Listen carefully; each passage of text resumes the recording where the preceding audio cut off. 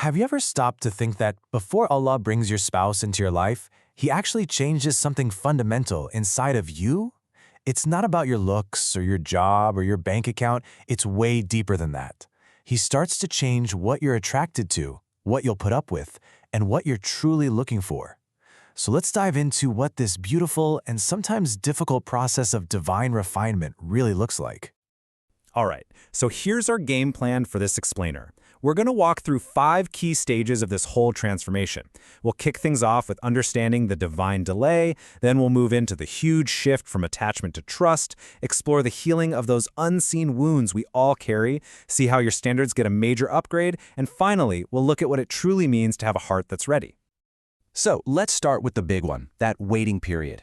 You know, that time that can feel so heavy, so confusing, and honestly, sometimes just deeply painful. The big question is, what is it really all about? I mean, be honest for a second. It's a super common feeling, isn't it? To think that maybe, just maybe, you've been forgotten, or that this long delay is some kind of punishment. When you're making dua over and over and the answer feels so far away, it's really easy for your heart to feel that sting of being overlooked. But here is the massive paradigm shift. The delay is not a punishment, it's preparation. Think about it like building a house. A marriage built on a shaky foundation, unhealed emotions, deep-seated fears, past trauma, it's just destined to collapse. So Allah, in His mercy, is using this time to build your inner foundation, to make it rock solid, so that when that blessing finally arrives, it has a place to stand, to be stable, and to last. This preparation work leads to one of the most profound shifts that can happen inside a person. The journey from clinging on for dear life, from attachment, to a place of deep, soul-level trust. And this whole journey really centers on this incredible concept of tawakkul. Now, this isn't just passive waiting around, it's an active trust. It's that spiritual state of completely and totally relying on Allah's plan, especially in those moments when nothing, and I mean nothing, seems to make any sense at all. This is what starts to replace all that anxiety. And what's so powerful about this slide is the contrast it shows.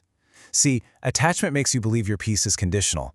It makes you think that your peace lives in someone else's hands, in their approval, in their presence.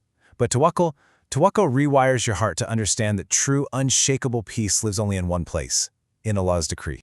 So you might be wondering, how does Allah teach us this profound trust? Well, He doesn't always send a memo. He trains you. And He uses the very things that feel the hardest as your training ground. That silence you might have been afraid of, that becomes your classroom. And the waiting itself, that becomes your greatest teacher. And this right here perfectly illustrates the result of that training. Attachment is totally rooted in fear. It screams, if I lose this person, if I miss this opportunity, my whole world is going to end.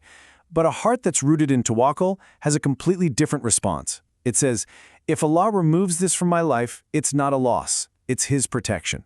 Wow. That is a game-changing shift in perspective.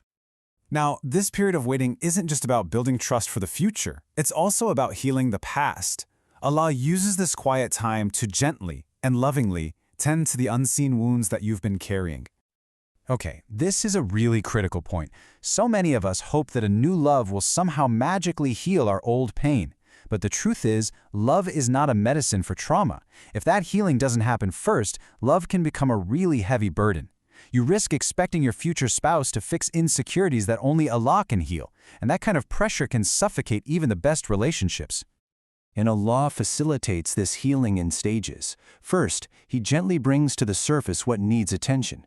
Then, He teaches you to actually sit with your emotions, not run away from them. He guides you to forgive the past, not for anyone else, but for your own peace. And then, step by step, He helps you rebuild your self-worth and overcome that deep fear of abandonment by showing you that He is the one who always stays. The outcome of this process is just beautiful. A healed heart can walk into a marriage without all that bitterness and fear from the past. You're no longer carrying that old pain into your new future. And as this quote so powerfully puts it, you no longer bleed on people who didn't hurt you. You're finally ready to love with clarity. So as your heart heals and your trust in Allah gets deeper, something else pretty remarkable starts to happen. What you're actually looking for in a partner begins to radically change. Your standards aren't just raised, they are completely refined. This table just captures that shift perfectly. You move from being drawn to intensity and drama to valuing consistency and calm. That superficial charm without real character starts to feel empty. You realize that while chemistry is exciting, it's true compatibility that actually sustains a relationship for a lifetime. You start to crave stability over chaos. And from this newfound place of clarity, new non-negotiables emerge. You start to require that someone's actions actually line up with their words. You look for mutual effort, emotional responsibility. You learn that your own peace is not something to be sacrificed. And most importantly, you seek true, genuine alignment in faith, in deen.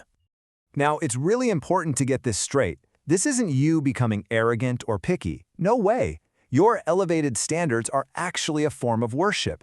You are protecting the heart that Allah entrusted to you.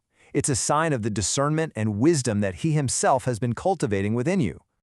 So after this whole journey of healing and trusting and refining, what does the heart actually look like? What does it mean to finally be ready to receive this blessing you've been praying for? Well, the first thing is, the desperation is gone. That frantic, anxious need for someone to come along and rescue you from your life, from your loneliness, from yourself. It just melts away. You stop looking at marriage as the one thing that will finally make you feel whole. And this is why. Because you finally discovered that your wholeness was never ever meant to come from another person. Through this journey, you have found your completeness, your value, and your solid ground in your relationship with Allah alone. And that, my friends, changes everything. Before, you might have seen marriage as a rescue mission or a dependency for your self-worth. But after this refinement, you see it for what it's truly meant to be, a beautiful gift to be cherished, and a real partnership between two whole individuals who are grounded in their faith. At the end of the day, this is the core wisdom of the entire process. Allah wants to give you a lifelong blessing, not just a temporary fix. And those kinds of blessings, they require a stable foundation. He entrusts them to hearts that have been prepared, hearts that are firmly, deeply rooted in tawakkul. So if you are in that waiting period right now, I really want you to hold on to this truth. Say it to yourself. You are not being delayed. You are not being forgotten. You are being refined. This whole process is a profound sign of Allah's care for your future. And that brings us to the final and maybe the most important question of all. It's time to shift your focus from when is it going to happen to this. Who am I becoming while I wait? Because that growth, that transformation, that is the real goal. The person you become in the waiting is the greatest gift of the entire journey.